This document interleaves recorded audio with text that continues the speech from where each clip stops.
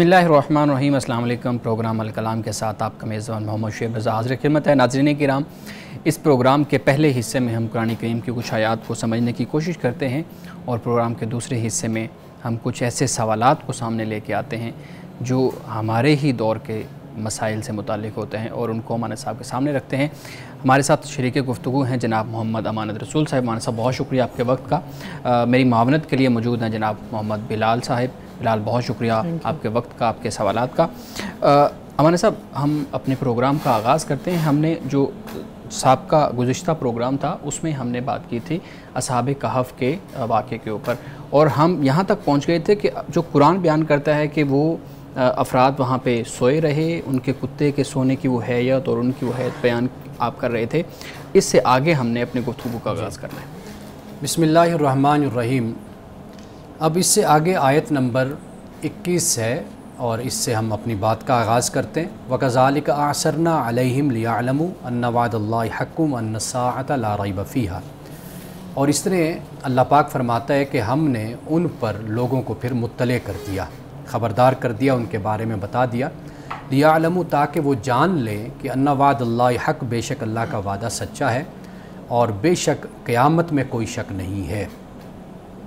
ये इसलिए बयान फरमाया कि अगर अल्लाह सुब्हानहू व तआला 7 लोगों को, कुछ अफराद को अगर 300 साल के लिए या 200 साल के लिए या किसी भी ख़ास मुद्दत के लिए अगर अल्लाह ताला सुला देता है और उनका जिस्म भी नहीं गलता, ना सड़ता है, कुछ नहीं होता, और वो सही और सालिम रहते हैं, और फिर उसके बाद अल्लाह ताला उनको ज़िंदा कर देता है, तो गोया कि अल्लाह सुब्हानहू व तआला ने इस दुनिया में आखिरत पे एक हिस्सी दलील मुहैया कर दी। यानी वो लोग के जो क़यामत का इनकार करने वाले थे, मरने के बाद उठने का इनकार करने वाले थे, अल्लाह ताला ने उनको एक हिस्सी, एक जीती जागती ये दलील दे दी कि देखो असहाबे कहफ़ को कैसे फिर हमने ज़िंदा करके खड़ा कर दिया। तो इसलिए फ़रमाया कि ताकि ये लोग जान लें कि अल्लाह का वादा सच है और क़यामत में कोई शक नहीं है। अब इसके बाद नाज़रीन किराम, ये बात पहले मैं बयान कर चुका हूँ कि दरमियान की जो कड़ी है वो कुरान पाक ने बयान नहीं की। वो ख़ुद पढ़ने वाला इस बात को समझ सकता है कि जब लोग मुत्तले हो गए कि ये वो अफराद हैं कि जो 300 साल पहले या 200 साल पहले गायब हुए थे और इनको अल्लाह ताला ने गार में इनको पनाह दी और इन पर नींद को मुसल्लत किया, इन पर गालिब कर दिया, अब ये जाकर अपने नींद से बेदार हुए हैं, तो वो इस बात से बड़े मुतासिर हुए और उन्होंने उनसे अक़ीदत रखना शुरू कर दी। अब कुरान पाक ये बयान करता है कि इज़ यतनाज़ऊना बैनहुम अम्रहुम, कि फिर वो आपस में उनके मामले में झगड़ा करने लगे। यानी अब झगड़ा क्या था? फ़क़ालू इब्नु अलैहिम बुनियाना, और वो ये कह रहे थे कि इनके इस गार पर, इस जगह पर एक इमारत तामीर कर दो। अब वो तामीर जो इमारत की जाए वो क्या हो? रब्बुहुम अअलमु बिहिम, इनके बारे में तुम्हारा रब ज़्यादा जानता है। यानी एक तबका वो था कि जो उनसे इतनी अकीदत तो नहीं रखता था, लेकिन उन्हें ये मालूम हो गया था कि ये ऐसे लोग हैं कि जिन्होंने अल्लाह के लिए अपने आप को एक गार में इन्होंने बंद कर लिया था, अपने आप को यानी पनाह के लिए गार में रख लिया था। अब एक गिरोह तो ये पैदा हो गया, दूसरा गिरोह असल वो था कि जो उनसे बड़ी अकीदत और बड़ी मोहब्बत रखता था। अब उस गिरोह ने कहा कि क़ालल्लज़ीना ग़लबू अला अम्रिहिम लनत्तख़िज़न्ना अलैहिम मस्जिदा। अब ये जो गिरोह था वो उन पर गालिब हो गया और इसने कहा कि हम ज़रूर भी ज़रूर इनके लिए एक मस्जिद हम तामीर करेंगे। अब आप ये देखिए कि तकरीबन 200 साल के बाद या 300 साल के बाद अब बिल्कुल हालात बस्ती के, उस शहर के बदल चुके थे।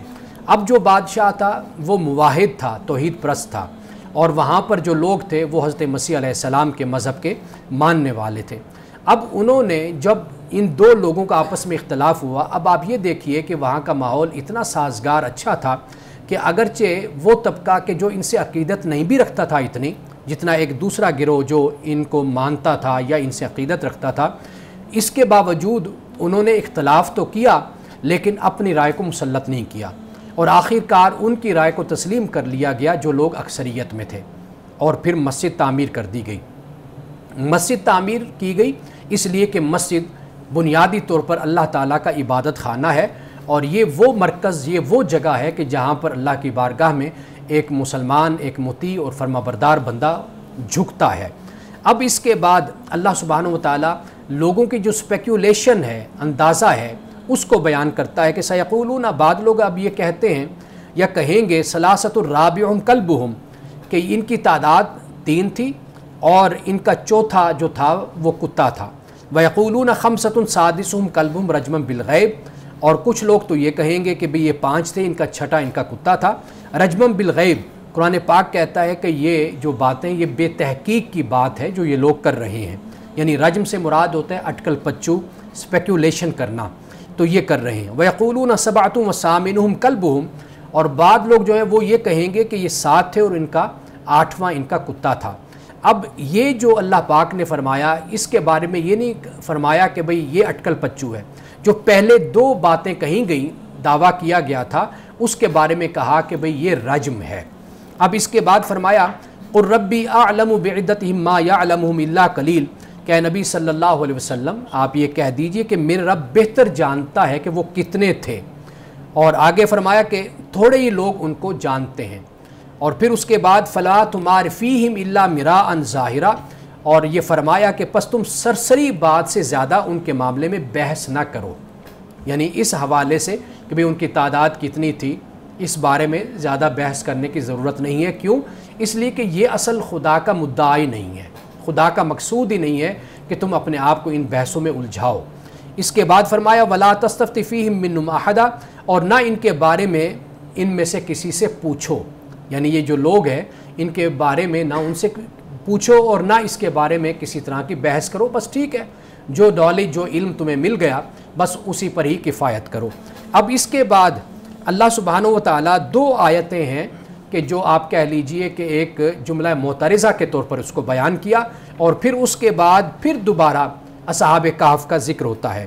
تو پہلے میں یہ چاہوں گا کہ اصحاب کہف کے بارے میں جو فرمایا میں اس کو پہلے بیان کر دوں، آیت نمبر 25 اور آیت نمبر 26 میں، اور پھر اس کے بعد جو جملہ معترضہ یعنی درمیان میں جو بات فرمائی ہے اس پہ پھر میں آخر میں بات کروں.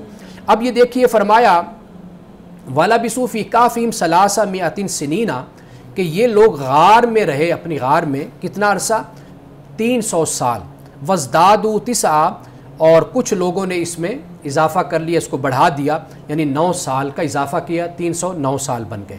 بعض لوگ کہتے ہیں کہ 300 سال جو ہیں یہ شمسی سال ہیں اور 309 سال یہ قمری سال بن جاتے ہیں، اس لیے کہ قمری سال میں زیادہ وقت ہوتا ہے چونکہ اس کے دن کم ہوتے ہیں. قل اللہ اعلم بما لابثوا، تو اے نبی صلی اللہ علیہ وسلم آپ فرما دیجئے کہ وہ کتنا عرصہ رہے، اس کو اللہ تعالیٰ بہتر جانتا ہے. لہو غیب السماوات والارض، اور اللہ ہی کے لیے آسمانوں اور زمین کا غیب ہے. ابصر بہ واسمع، کیا خوب ہے اللہ تعالیٰ دیکھنے والا اور سننے والا. ما لہم من دونہ من ولی ولا یشرک فی حکمہ احدا، اور اللہ کے سوا کوئی ان کا مددگار نہیں اور نہ اللہ کسی کو اپنے اختیار میں شریک کرتا ہے. تو یہاں پر 300 سال اور 309 سال اس مدت کو قرآن پاک نے بیان تو کر دیا، لیکن ان میں سے کسی مدت کی بھی تصدیق اللہ سبحانہ و تعالیٰ نے نہیں فرمائی. آیت نمبر 25 اور 26 کا ذکر ہم پہلے کر چکے. اب آئیے آیت نمبر 23 اور 24 کے بارے میں چند باتیں جو بہت اہم ہیں وہ میں بیان کرتا ہوں. فرمایا وَلَا تَقُولَنَّ لِشَيْءٍ إِنِّي فَاعِلٌ ذَلِكَ غَدًا، کہ آپ صلی اللہ علیہ وسلم کسی کام کی نسبت یعنی کسی معاملے کے حوالے سے آپ یہ نہ کہیے کہ میں اس کو کل کر دوں گا. لِشَيْءٍ إِنِّي فَاعِلٌ ذَلِكَ غَدًا، مگر إِلَّا أَن يَشَاءَ اللَّهُ، مگر یہ کہ اللہ چاہے گا. یعنی اس میں جو تعلیم ہے ہمارے لیے وہ یہ ہے کہ ہم کسی کام کا بھی ارادہ کریں، نیت کریں، تو یہ نہ کہیں کہ بھئی میں اس کو کل کروں گا یا میں کر دوں گا، بلکہ کہنا یہ چاہیے انشاءاللہ. یعنی ارادہ تو میرا پورا ہے، پختہ ہے، مگر ہوتا وہی ہے جو اللہ سبحانہ و تعالیٰ چاہتا ہے. لیکن ناظرین اکرام، اس سے ہرگز مطلب یہ نہیں ہے کہ ہم انشاءاللہ کا لفظ بولیں اور ہماری نیت یہ ہو کہ ہم وہ کام نہیں کریں گے، یا ہم دوسرے کو یہ تاثر دیں کہ انشاءاللہ کہنے کا مقصد یہ ہے کہ ہماری نیت جو ہے وہ ڈاماڈول ہے، ابھی پختہ نہیں ہے کہ ہم یہ کام کریں گے یا نہیں کریں گے.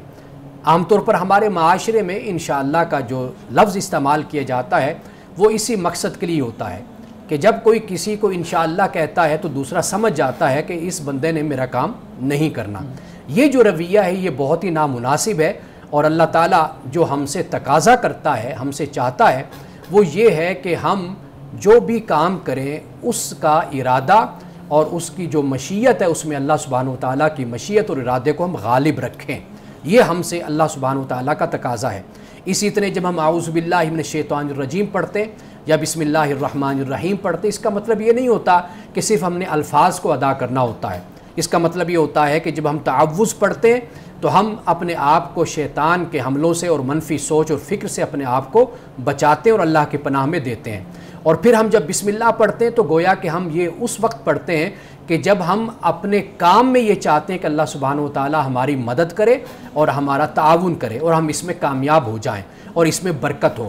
اسی طرح جب ہم انشاءاللہ کہتے ہیں تو اس کا مقصد یہی ہوتا ہے کہ اللہ میں تیرا بندہ ہوں، حقیر بندہ ہوں، میری صلاحیت، میری طاقت، میری قوت یہ بڑی محدود سی ہے، تو میں تیری بارگاہ میں یہ دعا کرتا ہوں کہ میرا ارادہ تو پختہ ہے، میری نیت بھی اچھی ہے، بس تو اس میں برکت ڈال دے اور تیرا ارادہ اور تیری مشیت میرے ساتھ میرے اس عمل میں شامل ہو جائے۔ یہ در حقیقت اس بات کی تلقین اللہ سبحانہ وتعالیٰ نے اپنے رسول صلی اللہ علیہ وسلم کے ذریعے سے ہمیں فرمائی ہے۔ اب دیکھیے آگے اللہ پاک ہی فرماتا ہے کہ وَاذْكُرْ رَبَّكَ إِذَا نَسِيتَ، کہ آپ اپنے رب کو یاد کیجئے جب بھول جائیے، یعنی مطلب یہ ہے کہ آپ کو انشاءاللہ کہنا آپ کو بھول گیا تو آپ کو جب یاد آئے تو پھر آپ انشاءاللہ کہیے، یعنی اس بات کا ارادہ کیجئے، اللہ کی بارگاہ میں آپ کی یہ دعا بن جاتی ہے، گزارش بن جاتے ہیں، اللہ میں پہلے تو بھول گیا تھا کہ میں تیری مدد کے لیے، تیرے تعاون کے لیے اور تیری نصرت کے لیے میں تیری بارگاہ میں دعا کروں، اب مجھے یہ یاد آ گیا تو میں تیری بارگاہ میں حاضر ہو کر یہ عرض کرتا ہوں اللہ میرے اس ارادے اور مشیت کو پختگی عطا فرما اور مجھے اس مقصد میں کامیابی عطا فرما۔ اب آخر میں اللہ پاک فرماتا ہے جو بہت ہی اہم بات ہے ناظرین کرام، وہ یہ ہے کہ قُلْ عَسَىٰ أَن يَهْدِيَنِ رَبِّي لِأَقْرَبَ مِنْ هَٰذَا رَشَدًا، کہ اے نبی صلی اللہ علیہ وسلم آپ کہہ دیجئے کہ امید ہے کہ میرا رب مجھ کو بھلائی کی اس سے زیادہ قریب راہ دکھا دے۔ یعنی اس سے مراد کیا ہے کہ آپ کی جو منزل ہے اس منزل تک پہنچنے کے لیے بہت سے راستے میں اور منزلیں بھی چھوٹی چھوٹی سی آتی ہیں۔ آپ ایک منزل کو طے کریں گے تو اللہ سبحانہ وتعالیٰ گویا کہ آپ کو ایک کامیابی عطا فرماتا ہے، پھر اس کے بعد پھر آپ آگے بڑھتے ہیں۔ زندگی میں ہمیشہ انسان چھوٹے چھوٹے راستوں کو طے کرتا ہے، چھوٹی چھوٹی سیڑھیاں چڑھتا ہے، چھوٹے چھوٹے جسے ہم کہتے ہیں مقامات سے گزر کر آگے انسان اپنی بڑی منزل تک پہنچتا ہے۔ جو شخص پہلے ہی چھت پر پہنچنا چاہے تو وہ کبھی بھی کامیاب نہیں ہو سکتا، وہ نیچے گر جاتا ہے۔ تو اللہ پاک نے یہاں پر یہی بیان کیا کہ اگر تم میرا قرب چاہتے ہو تو یہ جو چھوٹی چھوٹی نیکیاں اور خیر کے کام ہیں، اچھے کام ہیں، ان کو تم اختیار کرتے رہو اور اس طریقے سے تم میرے قرب کو پالو گے۔ ناظرین کرام ملتے ہیں ایک بریک کے بعد، ہمارے ساتھ رہیے گا۔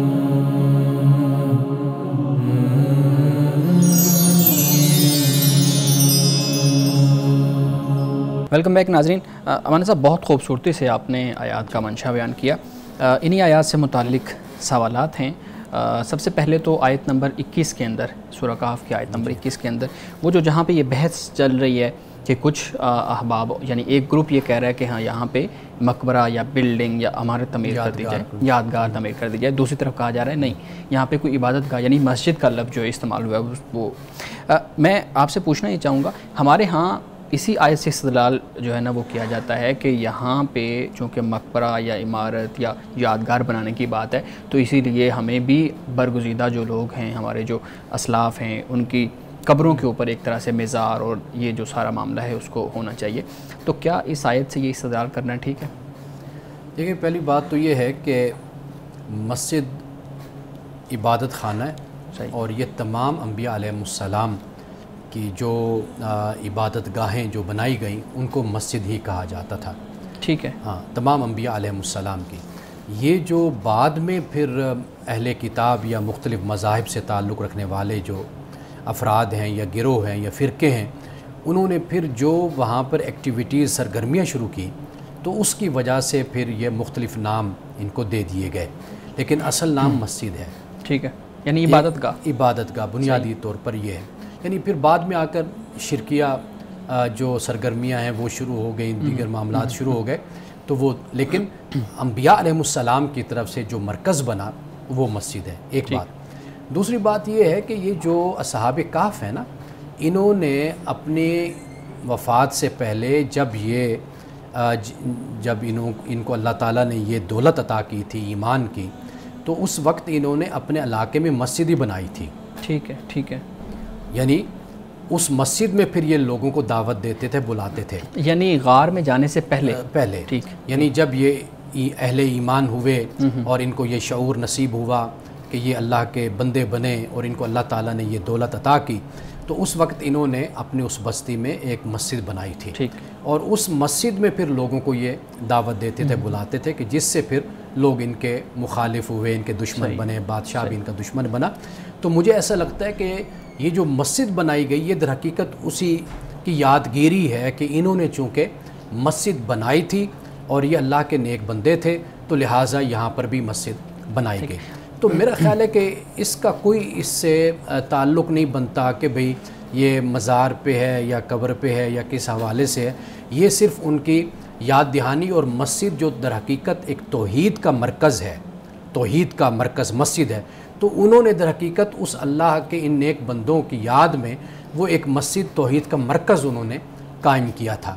تو اس کا اس بحث سے کوئی تعلق نہیں بنتا کہ ہم یہاں پر یہ بحث شروع کر دیں کہ اب ان کا ایک مزار، تو کیا واقعی ان کا کوئی مزار کھڑا کیا گیا تھا وہاں پر؟ تو کوئی ہمیں ایسے نشانات نہیں ملتے۔ وہ تو صرف جو عقیدت اور محبت رکھنے والے لوگ تھے، انہوں نے چونکہ یہ موحد تھے تو لہٰذا انہوں نے وہاں پر ایک مسجد ان کی یاد میں تعمیر کر دی تھی، تاکہ لوگ آئیں گے اور ان کا جو مذہب ہے توحید کا مذہب وہ پھلے گا پھولے گا اور لوگ عبادت کریں گے، اللہ کو یاد کریں گے۔ اچھا، یہ بات اس غار کی ہو رہی ہے نا، یعنی اس غار جہاں پہ وہ سوئے رہے ان کی جگہ پہ مسجد تعمیر کر دی جائے، ٹھیک ہے۔ اچھا، دو سوال ہم نے جتنے بھی پروگرام اس پہ کیے ہیں اصحاب کہف کے قصے پہ، تو اس میں ہم کوشش کرتے ہیں کہ ایک یا دو سوال ہم وہ سوالات جو مستشرقین کی طرف سے پوچھے جاتے ہیں وہ بھی آپ کے سامنے رکھیں، اور ساتھ پھر قرآن کریم کی آیات سے متعلق جو سوالات ہیں۔ ابھی میں آپ کے سامنے سوال رکھوں گا، کیا یہ کہا جاتا ہے کہ جیسے ہم نے پہلے پروگرام میں بھی زمان اور مکان کی بات کی، تو یہ کہا جاتا ہے، اعتراض اٹھایا جاتا ہے کہ ان کے مزار تو 2 یا 3 ممالک میں ہیں، یعنی اصحاب کہف کے جو وہ نوجوان تھے جی، ان کے مزار تو ایک ترکی میں بتایا جاتا ہے، ایک یمن والی سائڈ پہ بتایا جاتا ہے، اور اسی طریقے سے جارڈن۔ تو اس چیز کو بنیاد بنا کے کہا جاتا ہے کہ دیکھیں جی، مزار تو ایک جگہ پہ ہیں نہیں، ٹھیک ہے، اور یہ قصے کے اوپر جو ہے نا وہ اعتراض آتا ہے کہ اگر کوئی واقعی ہی کوئی اس طرح کا معاملہ ہوتا تو کسی ایک جگہ پہ مزار ہوتا، اب یہاں پہ بھی ہے، یہاں پہ بھی ہے، یہاں پہ بھی ہے، تو یہ تو مشکوک مزید ہوتا جا رہا ہے۔ یہ دیکھیے، اصل بات یہ ہے کہ جو باتیں وہ بیان کر رہے ہیں بطور اعتراض کے، قرآن پاک انہی باتوں کو اس طرح بیان کر رہا ہے کہ بھئی یہ تبلیغ کے، دعوت کے، توحید کے، اور جسے ہم تذکیر کہتے ہیں، اس کے دائرے میں یہ چیزیں نہیں ہیں، ٹھیک ہے، یعنی اس سے قرآن پاک کو کوئی غرض نہیں ہے کہ ان کا مزار کہاں پر ہے۔ قرآن کو غرض اصل میں اس بات سے ہے کہ ان کی زندگی کیسے تھی، وہ اہل ایمان تھے، اللہ کو ماننے والے تھے، اللہ سے محبت کرنے والے تھے، اور کس طریقے سے ان نوجوانوں نے اپنی جوانی قربان کر دی اللہ کے دین کے لیے، کتنے وہ مخلص لوگ تھے۔ یہ در حقیقت تعلیم ہے کہ جس کو بیان کیا گیا ہے۔ یہ ساری بحثیں جو وہ اٹھاتے ہیں، وہ کرتے ہیں، یہ ساری ضمنی باتیں ہیں، اور اس پر بھی ہمارے سیرت نگاروں نے اور ہمارے جو مورخین ہیں ان کو جواب بہت اچھے طریقے سے دیا ہے، لیکن قرآن مجید کا یہ مدعا ہی نہیں ہے۔ یعنی سوالات قرآن پر وہ اٹھائے جائیں نا کہ جو سمجھ بھی آئے کہ ہاں یہ قرآن پاک نے یہ کہا ہے تو یہاں پر یہ اعتراض بنتا ہے۔ اب ایک کیفیت کو، ایک حالت کو، ایک وقت کو اللہ نے بیان کر دیا کہ بھئی جب جہاں پر بھی وہ لوگ تھے وہاں پر 2 قسم کے گروہ بن گئے۔ اب ان گروہ میں آپس میں یہ اختلاف ہوا، لیکن وہ گروہ غالب رہا کہ جو مسجد کے حق میں تھا، اور جو موحد گروہ تھا انہوں نے ان کی یاد میں وہاں پر مسجد تعمیر کر دی۔ مقصد کیا ہے؟ مقصد یہ ہے کہ جو صحابہ کرام رضوان اللہ تعالی مجمعین ہیں ان کو بتایا جا رہا ہے کہ آپ ہی نہیں، آپ سے پہلے بھی لوگ بڑی مشقت سے اور بڑی مصیبتوں سے گزر کر وہ اللہ کے قرب تک پہنچے ہیں، تو ان کو ایک لحاظ سے خوشخبری بھی مسلمانوں کو دے دی گئی، اور دوسرے لحاظ سے دیکھا جائے تو کفار کے جو اعتراضات تھے ان کے جوابات بھی دے دیے گئے، جو خاص طور پہ بعث بعد الموت کے متعلق ہے۔ یہ جتنے سوالات تاریخ پر وہ اٹھاتے ہیں قرآن پاک کا تو وہ نہ مدعا ہے، نہ موضوع ہے، نہ قرآن ان باتوں کو ڈسکس کرتا ہے. صحیح ہے. قرآن پاک تو واضح طور پر ان کو اس طریقے سے بیان کرتا ہے کہ بھئی ان میں الجھنے کی تمہیں ضرورت ہی نہیں ہے. خود کہا ہے کہ بھئی تم سرسری طور پر تم اس کا جائزہ لے لو، اس کے بارے میں تو کوئی نالج تمہیں آتا ہے تو بس ٹھیک ہے، آ گیا. لیکن اس کا تمہارے عمل سے، تمہارے عقیدے سے، تمہارے ایمان سے کوئی تعلق ہی نہیں بنتا. بالکل ٹھیک ہے. اور یہی بات آپ نے صاحب جو گزشتہ پروگرام تھا اس میں بھی کی تھی کہ ہمارے ہاں جو لکھنے والے ہیں، لکھاری ہیں، ان کو بھی بہت احتیاط سے کام لینا چاہیے ان چیزوں کو لکھنے کا جن کو قرآن جو ہے نا وہ بیان نہیں کرتا. بالکل ٹھیک ہے. ناظرین کرام، یہاں پہ ہم ایک وقفہ لیتے ہیں، ہمارے ساتھ رہیے گا.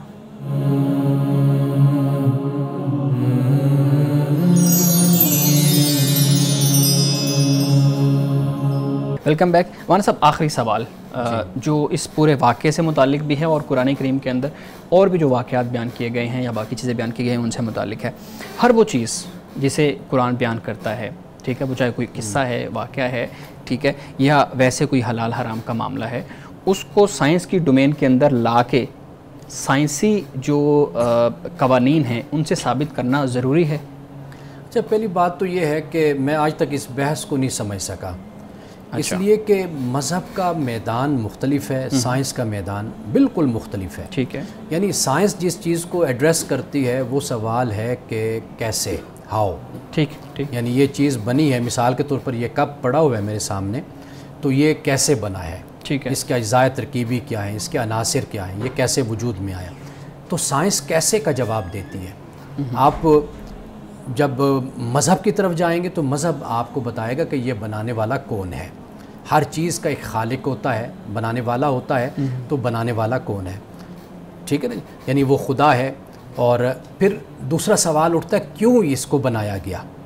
یہ بھی ایک سوال ضرورت اٹھتا ہے، کیوں پیش آئی. ہاں، کیوں اس کو بنایا گیا، یعنی اس کا مقصد کیا ہے. مذہب کا یہ دائرہ کار ہے.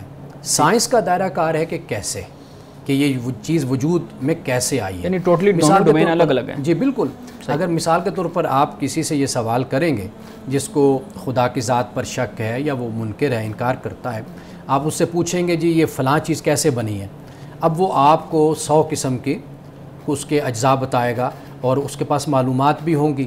واضح بات ہے کہ جب وہ خدا کو نہیں مانتا تو وہ پھر آپ کو یہ بتائے گا نا کہ بھئی یہ جو چیز ہے یہ وجود میں آئی ہے تو اس میں کیا کیا عناصر موجود ہیں، یہ کیسے وجود میں آ گئی.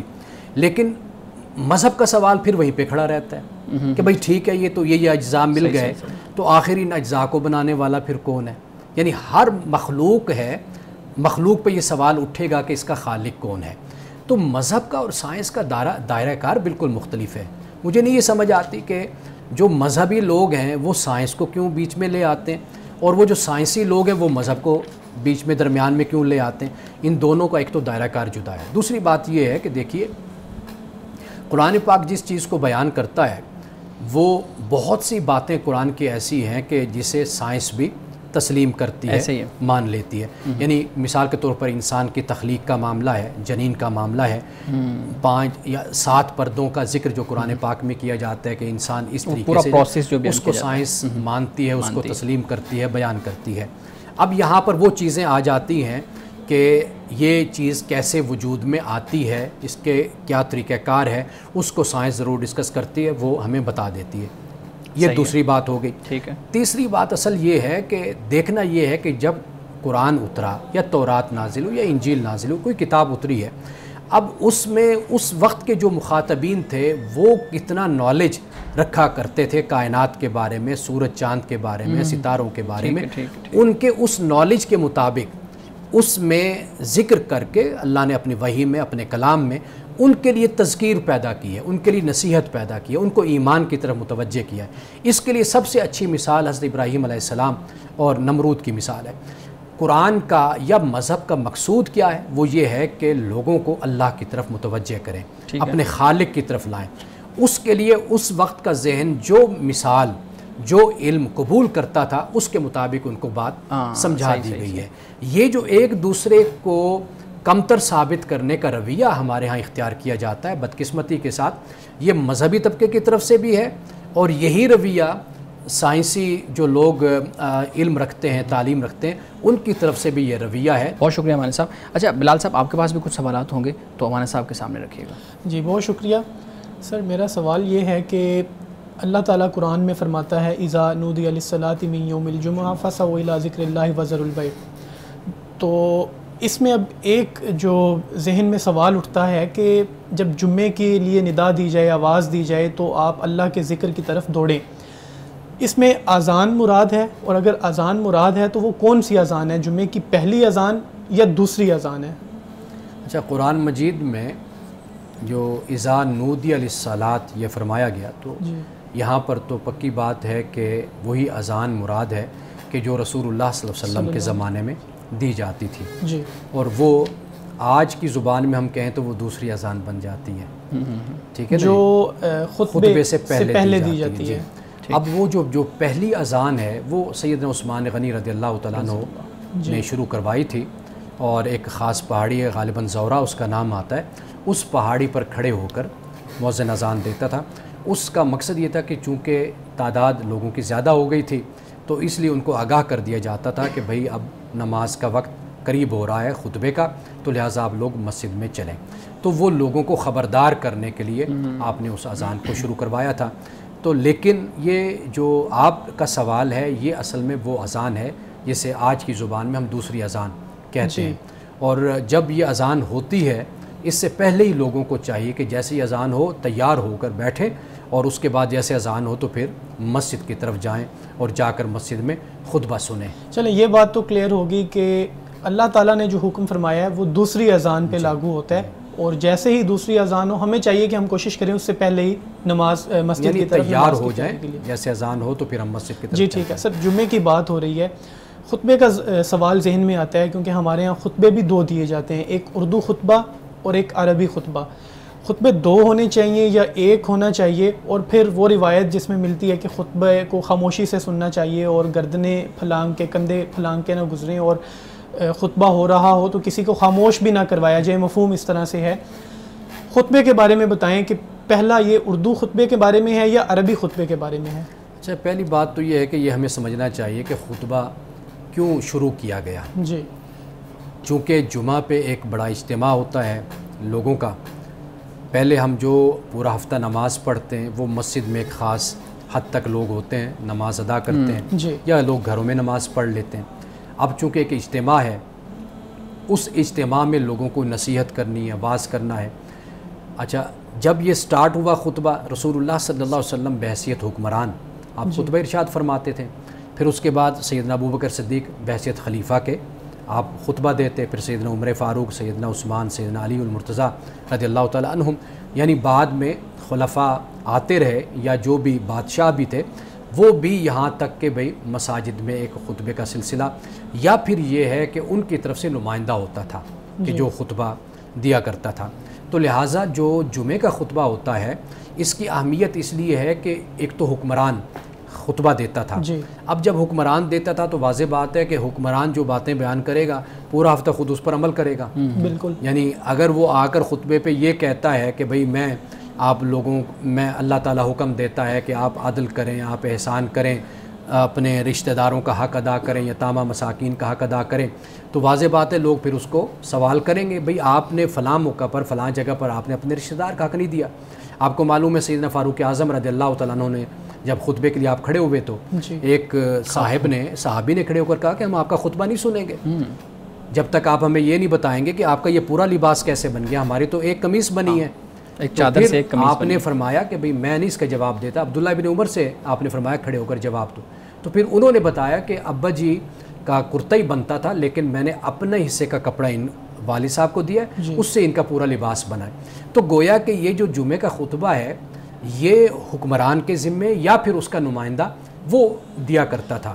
اب جو ہمارے ہاں جو معاملہ ہوا اس کی پھر بھی اہمیت کسی طرح کم نہیں ہو سکتی. یعنی مثال کے طور پر کوئی خطیب ہے، کوئی عالم ہے، وہ خطبہ دیتا ہے تو واضح بات ہے کہ لوگوں کو ان کی زبان میں بتایا جانا چاہیے کہ بھئی آپ کیا کر رہے ہیں، آپ کو کیا کردار ادا کرنا چاہیے. اس مسئلے کو حل کرنے کے لیے پھر ہمارے ہاں اردو کا خطبہ شروع کر دیا گیا.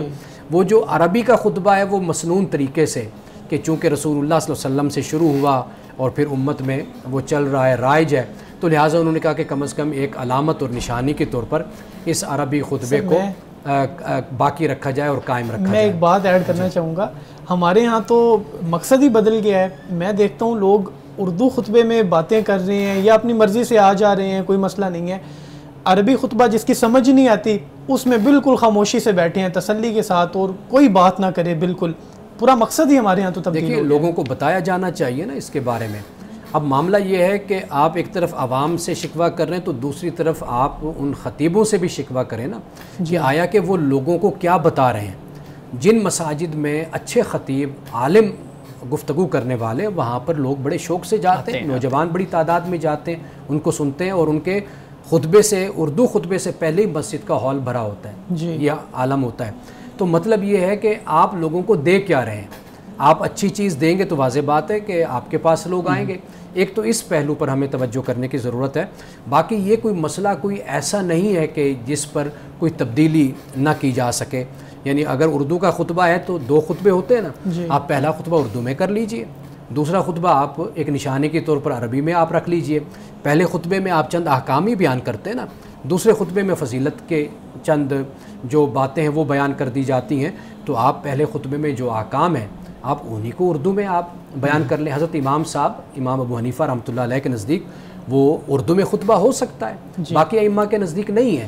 تو لیکن یہ ہے کہ اس میں اگر کوئی ترمیم کرنا چاہے، تبدیلی کرنا چاہے تو وہ اس میں تبدیلی کر سکتا ہے، یعنی ضروری نہیں ہے۔ یہاں پہ ہم ایک وقفہ لیں گے، اس کے بعد اپنی بات کو کنٹینیو کریں گے۔ ناظرین کرام ہمارے ساتھ رہیے گا، ملتے ہیں ایک بریک کے بعد۔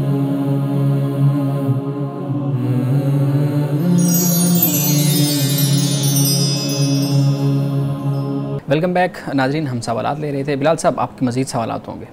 جی سر، بعض حضرات ایسے ہیں کہ وہ اس طرح کی جابز کر رہے ہوتے ہیں کہ انہیں جمعے کے وقت کی بھی رخصت نہیں مل سکتی، انہوں نے اپنی ڈیوٹی کو نبھانا ہی ہوتا ہے، جیسے گارڈز ہیں، خاص طور پہ مساجد کے باہر گارڈز کھڑے ہیں، یا ڈرائیورز حضرات ہیں، ایون تو پائلٹس جو ہیں۔ اب ایسے لوگ جمعہ کی نماز کیسے ادا کریں گے؟ اگر وہ نہیں کرتے تو کیا ان کو رخصت مل سکتی ہے اس کی، یا اسی طرح باقی نمازیں بھی ہیں؟ دیکھیے ہم اپنی زندگی کے بہت سے معاملات جن کو ہم ترجیح دیتے ہیں، پریفر کرتے ہیں، ہم ان کو ہمیشہ ایک ٹائم ٹیبل کے ساتھ طے کر لیتے ہیں، اسکیجول بنا لیتے ہیں۔ ہم ایک مسلمان ملک میں رہتے ہیں، مسلم معاشرے میں رہتے ہیں، تو میں نے ایسا کبھی نہیں دیکھا کہ کہیں پر اس طرح کی کوئی پابندی زبردستی کی جائے، لگائی جائے کہ بھئی آپ جمعہ پڑھ ہی نہیں سکتے۔ ایک طریقہ کار یہ ہوتا ہے کہ ہمارے ہاں مختلف جماعتیں ہو جاتی ہیں جمعے کی۔ یہ ہو سکتا ہے کہ سیکورٹی کے نقطہ نظر سے اگر ایک ٹیم کو کھڑا کر دیا جاتا ہے کہ وہ اپنا حفاظت کرتے ہیں، تو ان کی جگہ پر دوسرے جو لوگ ہیں وہ نماز پڑھ کے جب آ جاتے ہیں، وہ کھڑے ہو جاتے ہیں، تو وہ پھر جمعہ کی دوسری جماعت میں شامل ہو جاتے ہیں۔ تو میرا خیال ہے کہ آپ جس چیز کو اہمیت دیتے ہیں نا اپنی زندگی میں، پھر آپ اس کے مطابق ایک اپنا طریقہ کار، ایک اسکیجول آپ بنا لیتے ہیں۔ تو اگر آپ یہ اہمیت نہیں دیتے تو پھر وہ چاہے روزانہ کی 5 وقت کی بھی نماز ہو، جس نے نہیں پڑھنی ہوتی تو وہ پھر کسی حال میں بھی نماز ادا نہیں کرتا۔ تو اس لیے میں نے یہ دیکھا ہے کہ اگر جو پڑھنے والے لوگ ہیں، میں نے چوکیدار، گارڈ، ان کو بھی دیکھا ہے کہ یہ بھی ڈیوٹی بھی دیتے ہیں، لیکن نماز کا جب وقت ہوتا ہے تو وہ اس کے لیے بھی وقت نکال کر ضرور نماز ادا کرتے ہیں۔ سر ایک سوال یہ بھی پیدا ہوتا ہے کہ انسان بہت زیادہ کوشش کرتا ہے، لیکن کچھ حضرات ایسی ڈیوٹیز کر رہے ہوتے ہیں، خاص طور پہ لاہور جیسے میٹروپولیٹن سٹیز جتنے بھی ہیں ان میں سڑکوں پہ رش، اور آپ کی ڈیوٹیز اس طرح کی ہوتی ہیں کہ آپ سم ٹائم ایک ڈرائیور ہے، اس نے کسی گیسٹ کو بہت دور سے پک کرنا ہے، اس کو نہیں پتہ کہ اس نے آئندہ جمعے یا اگلی نماز کے ٹائم کہاں سے کس کو پک کرنا ہے، تو نماز قضا ہو جاتی ہے، جمعہ بھی رہ جاتا ہے۔ دیکھیے جو انتظامی سوالات ہیں نا، وہ تو اس سسٹم سے جو وابستہ لوگ ہیں، یہ ان سے سوال بنے گا کہ وہ اس سسٹم کو اس طرح بنائیں کہ لوگ آسانی کے ساتھ نماز لوگوں کے لیے آسانیاں میں آپ کو جو مسئلہ بتا سکتا ہوں، میں یہ آپ کو بتا سکتا ہوں، ایک تو جو شخص پریفر کرے گا وہ نماز ادا کرے گا، صحیح ہے۔ دوسری بات یہ ہے کہ اللہ تعالیٰ نے آپ کو، مجھے، کسی کو اس بات کا نہیں پابند کیا کہ آپ ہر صورت میں کھڑے ہو کر مصلی پر آپ نے نماز ادا کرنی ہے۔ ایک شخص ہے کہ جس کو اس بات کا خطرہ ہے کہ اس کی نماز قضا ہونے والی ہے، اب وہ بے شک گاڑی میں بیٹھا ہے نماز ادا کر لے گا، وہ جہاں پر موجود ہے نماز ادا کر لے گا، اس نے 2 سجدے کرنے نا اللہ کی بارگاہ میں، اللہ کو یاد کرنا ہے۔ تو میرا خیال ہے کہ ہر انسان اپنی سچویشن، اپنی حالت کے مطابق پھر ایک فرض کو ادا کرتا ہے۔ بہت آئیڈیل صورت ہے کہ اس کو اچھا وقت مل جائے، تسلی کے ساتھ وہ اپنی نماز ادا کر لے۔ اگر ایسا نہیں ہے تو انسان دیکھ لیتا ہے کہ میں 2 منٹ 4 منٹ 5 منٹ کس طرح نکال سکتا ہوں کہ میری نماز قضا نہ ہو، اور میں اس کو اپنے وقت پر جو میری ہمت استطاعت لا نکلف نفسا الا وسعها اس کے مطابق میں نماز کو ادا کر لوں۔ تو باقی جو آپ سوال کر رہے ہیں یہ تو خالصتاً ایک انتظامی معاملہ ہو جاتا ہے کہ دفتر میں، ادارے میں، کسی جگہ پر اگر ایک شخص رہتا ہے تو وہاں کی انتظامیہ کو، بڑوں کو کیا طریقہ کار اختیار کرنا چاہیے۔ آپ کا سوال اصل میں ان سے متعلق ہو جائے، لیکن ہمارے ہاں فقہا نے ان ساری چیزوں کو بیان کیا ہوا ہے نا، یعنی سواری کے اندر نماز کا طریقہ کار اسی طریقے سے، یعنی آپ اونٹ پر بھی بیٹھے ہیں تو پھر بھی نماز پڑھ سکتے ہیں، ایون جنگ کے اندر ہیں تو اس میں بھی بیان کیا گیا۔ سر پاکستان میں رہتے ہوئے جو اسٹوڈنٹس خاص طور پہ، یعنی اسٹوڈنٹس کے علاوہ آپ دیکھ لیں جو گاؤں میں لوگ رہتے ہیں جہاں پہ آبادیاں کم ہیں، وہاں پہ جمعے کی نماز یا جماعت کروانا کیسا ہے؟ کیونکہ فقہا نے لکھا ہے کہ گاؤں میں جو لوگ رہتے ہیں ان پر جمعے کی نماز فرض نہیں ہے۔ دوسرا سوال اس کے ساتھ ایڈ کرتا ہوں کہ اوورسیز اسٹوڈنٹس جو ایسے ممالک میں پڑھتے ہیں جہاں مساجد کی تعداد ہی بہت کم ہے، وہ پھر اپنے ہاسٹل میں رہتے ہوئے صرف چند ایک طلباء کے ساتھ، جہاں پہ اذن عام نہیں ہے، عام لوگوں کو اجازت نہیں ہے، وہاں پر جمعہ کی جماعت کرواتے ہیں، جس کا یعنی جس کے لیے ہے ہی کہ وہاں پہ اجتماع ہو، لوگوں کا اکٹھ ہو۔ تو اس صورتحال میں جماعت جو بات ہے نا اسلام میں جو اہم بات ہے وہ ہے جماعت۔ اس کا بڑا تصور اسلام نے دیا ہے۔ ایک شخص ایک ہوتا ہے، 2 11 ہو جاتے ہیں نا، مل کر اللہ کو یاد کرنا، اللہ کی بارگاہ میں جھکنا، اس کو صرف ایک جھکنا اور ایک جسے ہم کہتے ہیں نا کہ ایک رسم نہیں بنانا چاہیے، اس کا بڑا اثر ہوتا ہے انسانی شخصیت پر۔ فقہاء کرام نے تو یہاں تک لکھا ہے کہ بھئی اگر آپ ایسی جگہ پر ہیں 4-5 لوگ بھی ہو جائیں تو وہ جمعہ کی نماز ادا کر سکتے ہیں، اجتماعی طور پر اکٹھے ہو سکتے ہیں۔ اسی طرح بستی ہے، کوئی بھی جگہ ہے، اگر ایک اجتماع کی صورت بنتی ہے تو لوگ جمعہ کی نماز ادا کر سکتے ہیں۔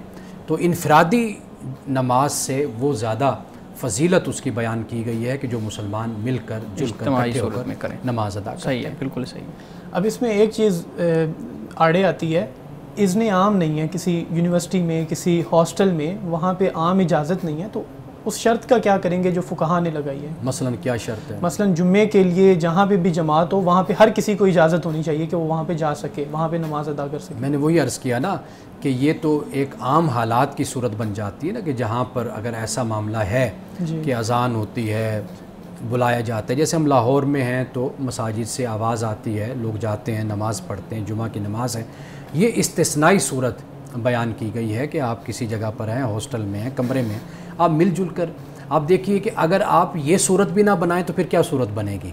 پھر تو یہی ہوگا نا کہ یا تو انفرادی طور پر کوئی پڑھ لے گا یا یہ ہوگا کہ پڑھے گا ہی نہیں، پھر ماحول ہی نہیں ہے۔ ایسا بھی ہو سکتا ہے کہ جمعہ ساکت ہو جائے، وہ بس نماز ادا کر لیں۔ دیکھیں جب جماعت نہیں کروائیں گے تو جمعہ ساکت ہو جائے گا، پھر وہ زور کی نماز ادا کریں گے۔ ٹھیک، صحیح ہے۔ سر لاسٹ کوسچن، بعض جگہوں پہ جمعہ کی نماز کے لیے نمازیوں کی تعداد زیادہ ہوتی ہے، تو ہم نے دیکھا ہے کہ سڑکوں کو بلاک کرنا پڑتا ہے، بڑی اہم شاہراہیں بھی بلاک ہو جاتی ہیں، تو سڑکوں پر صف بندی کر کے جمعہ کی نماز یا باقی نمازیں ادا کرنا کیسا ہے؟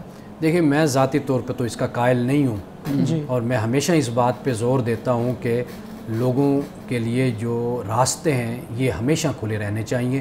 یہ انسانوں کا، شہریوں کا بنیادی حق ہوتا ہے، اس لیے کہ میں نے دیکھا ہے، میں تو یہاں تک کہتا ہوں کہ جمعے کی تقریر بھی لمبی نہیں ہونی چاہیے، وقت پہ نماز کھڑی ہونی چاہیے، اس لیے کہ جو پیچھے نماز پڑھنے والے ہیں انہوں نے واپس اپنے آفس میں جانا ہوتا ہے، کسی نے اپنے بچی کو ٹیوشن پہ چھوڑنا ہوتا ہے، اکیڈمی لے کے جانا ہوتا ہے، کسی بیمار کو ہاسپٹل لے کے جانا ہوتا ہے، وہ گھر کہہ کر یہی آتے ہیں بس میں ابھی نماز پڑھ کے آیا، چونکہ 1:30 بجے کا ٹائم ہے تو میں پڑھ کر فوری آؤں گا تو میں لے جاتا ہوں۔ لیکن اگر خطیب صاحب تقریر لمبی کر کے 1:45 اور 2 بجے تک جمعہ لے جائیں تو اس سے لوگوں میں نا ایک بدظنی سی اور ایک بیزاری سی پیدا ہوتی ہے، اور یہ بیزاری اچھی چیز نہیں۔ رسول اللہ صلی اللہ علیہ وسلم نے اپنے صحابہ کو لمبی نماز پڑھانے سے بھی، لمبی قرات سے بھی آپ نے منع فرمایا تھا، اور وہاں پر بھی یہ الفاظ فرمایا تھا کہ کیا دین سے لوگوں کو دور کرنا چاہتے ہو؟ تو میرا خیال ہے کہ دین کے معاملے میں ہمیں جو رویہ اختیار کرنا چاہیے وہ یہ رویہ ہو کہ لوگ دیکھیں اور خوشی محسوس کریں کہ دیکھو یہ ہیں دیندار اور یہ لوگ ہیں نماز پڑھنے والے، کہ نہ راستے تنگ ہوئے، نہ کوئی پریشانی پیدا ہوئی۔ تو اس لیے میرا ذاتی خیال اور میرا ذاتی نقطہ نظر، اور ہمیشہ میں اسی کی ہی तलकीन करता हूँ और इसी की मैं ताकीद करता हूँ। जी सर, जी, बहुत शुक्रिया जी, ओवर टू यू शुएब साहब। Thank you so much. आज की हदीस जो है ना वो आप बयान कीजिए। आज की हदीस बहुत अहम है, ख़ास तौर पर हमारे रबियों के हवाले से। हज़रत अबू हुरैरा रज़ियल्लाहु ताला अन्हो रिवायत करते हैं, आप फरमाते हैं कि आपके पास एक शख्स आता है और अर्ज़ करते हैं या रसूलल्लाह सल्लल्लाहु अलैहि वसल्लम मुझे नसीहत फरमाइए। तो आप फरमाते हैं ला तग़ज़ब, कि गुस्सा ना कर। फिर वो अर्ज़ करते हैं या रसूलल्लाह मुझे कोई और नसीहत फरमाइए। फिर आप फरमाते हैं गुस्सा ना कर। हज़रत अबू हुरैरा फरमाते हैं कि एक मरतबा नहीं कई मरतबा उसने पूछा और आपने हर दफ़ा पूछने पे यही फरमाया कि गुस्सा ना कर। यानी इससे मालूम होता है कि रसूलुल्लाह सल्लल्लाहु अलैहि वसल्लम को इस बात का इल्म था कि ये वो शख्स है कि जिसमें गुस्सा बहुत ज़्यादा है। ये एक हिकमत का अंदाज़ है नसीहत करने का कि रसूलुल्लाह सल्लल्लाहु अलैहि वसल्लम के पास अगर कोई सहाबी या कोई मुसलमान या कोई आराबी ऐसा आया कि जो अपने वालिदा के साथ या वालिद के साथ ज़रा सख्त रवैया इख्तियार करते थे, तो रसूलुल्लाह ने उनको बार बार इसी बात की तलकीन फरमाई कि अपनी वालिदा के साथ हुस्न सलूक से पेश आओ। इसी तरह अगर किसी सवाल करने वाले में नमाज की सुस्ती देखी तो आपने उसको नमाज की बार बार तलकीन फरमाई। अगर किसी के अखलाक में कोई कमज़ोरी देखी तो आपने बार बार उसको अखलाक की तलकीन फरमाई। ये जो गुस्सा है ये बहुत ज़्यादा हम अपने माशरे में रहने वाले लोगों में देखते हैं कि वो ज़रा सी बात पर एक दूसरे से लड़ पड़ते हैं, झगड़ पड़ते हैं, और जो उनमें गुस्सा होता है और यहाँ तक देखने में आता है कि कई मरतबा इसी गुस्से में दूसरे की जान भी ले ली जाती है। याद रखिए कि अगर हम अपने गुस्से को कंट्रोल नहीं करते, इससे जो नताइज और कॉन्सिक्वेंसेस पैदा होते हैं वो हमारे लिए सारी ज़िंदगी पछतावे का बाइस भी बन सकते हैं। इसलिए कोशिश कीजिए कि अपने गुस्से को कंट्रोल में रखिए।